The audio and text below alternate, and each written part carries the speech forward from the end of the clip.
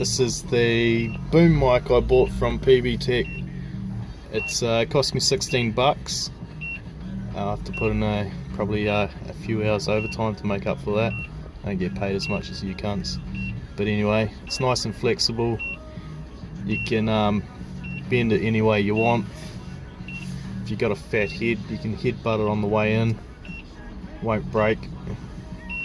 It's modified and been screwed onto a suction cup, so you can move that around. You can bloody put it anywhere you want, really.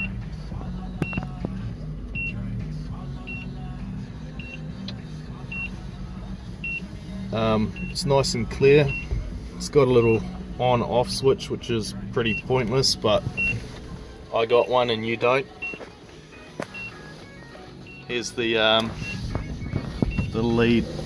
It's a 3.5mm mono socket, which I've spliced into, heat shrunk it, so you can easily unplug it. You can plug in a headset if you want. Yep, it's nice and tidy.